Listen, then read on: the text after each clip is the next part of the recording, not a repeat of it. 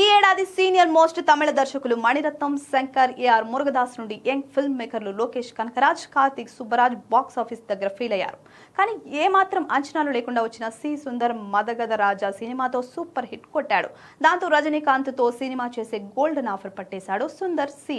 ఈ సినిమాను కమల్ హాసన్ నిర్మిస్తుండడం విశేషం. ఒక్క దెబ్బకు అటు రజనీ ఇటు కమల్ తో వర్క్ చేసే గోల్డెన్ ఛాన్స్ కొల్లగొట్టేశాడు సుందర్ సి. అరుణాచలం తర్వాత మళ్లీ 28 ఏళ్లకు తలైవాతో సుందర్ వర్క్ చేస్తూ ఉండడంతో ప్రాజెక్ట్ పై అంచనాలు పెరిగాయి. కానీ కొన్ని అనివార్య కారణాల వల్ల తలైవార్ 173వ ప్రాజెక్టు నుండి క్విట్ అయ్యాడు. అనౌన్స్ చేసిన సి సుందర్ రజనీకాంత్, కమల్ హాసన్ తో రిలేషన్ అలాగే ఉంటుందని స్టేట్మెంట్ పాస్ చేశాడు.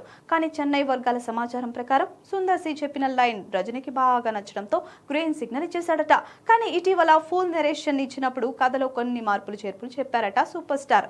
అప్పటికి 2-3 వర్షన్ రెడీ చేసి నరేషన్ ఇచ్చాడట సుందర్ సి. కానీ అవేవి రజనీకి అంతగా నచ్చలేదట. అక్కడే ఇద్దరి మధ్య కాస్త విభేదాలు తలెత్తాయట. ఇక కలిసి సినిమా చేయడం కరెక్ట్ కాదని రజనీ కమల్ కు ఈ సినిమా చేయలేనని సున్నితంగా చెప్పి ప్రాజెక్ట్ నుండి బయటకు వచ్చేసాడట సుందర్ సి. మరి ఇప్పుడు కమల్ బ్యానర్ లో సినిమాను ఎవరు డైరెక్ట్ చేస్తారో అన్న క్యూరియాసిటీ ఫ్యాన్స్ లో నెలకొంది.